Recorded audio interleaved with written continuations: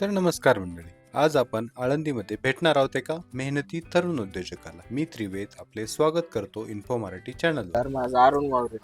अरुण वावरे अरुण वावरे. हा. तर तुम्ही हा व्यवसाय कधीपासून करताय? जवळजवळ मला 25 वर्ष झाली साहेब. 25 वर्षापासून तुम्ही व्यवसाय करताय. हा पूर्ण वेळ तुम्हीच असता इथं? हा मी असतो जेवायला, थोडं कुठं जायचं असलं तर वडील आई दोघांपैकी येतो पण म्हणजे तुमच्या कुटुंबातील सगळे सदस्य तुम्हाला या व्यवसायात तुम्हाला मदत मदत करतात. करतात. तर आपल्याकडे काय काय मेनू आहे? भेळ आहे, कांदा कैरी कोथिंबीर टाकून भेळ दिली, शेंगदाणे आहेत, डाळ आहे, वाटाणे आहे, फुटाणे आहे, सगळ्या वस्तू गरम गरम आपण काढून मिळते आपल्याकडे. आणि आपला 25 वर्षे व्यवसाय झाल्यामुळे आपल्याकडे जुने कस्टमर भरपूर आहेत. पुणे जिल्ह्याचे जुन्या ओळखी आहेत आपल्या, ती येतात आपल्याकडे. तर आम्हालाही चांगलं वाटलं की एक मराठी माणूस हा हा व्यवसाय आता करताना हे बघतोय. युपी बिहारवाल्यांचा व्यवसाय असतो. हम्म. मराठी माणूस हा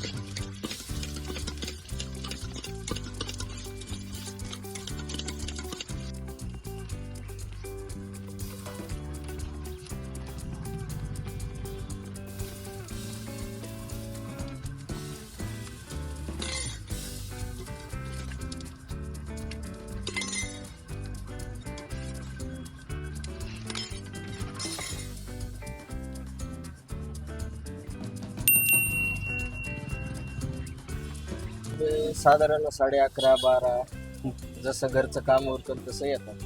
आणि संध्याकाळी किती वाजता जाता? 8-9 धंद्यासाठी हिवाळा हा चांगला असतो. बाहेरची पब्लिक जास्त येते थंडीच्या वेळेस.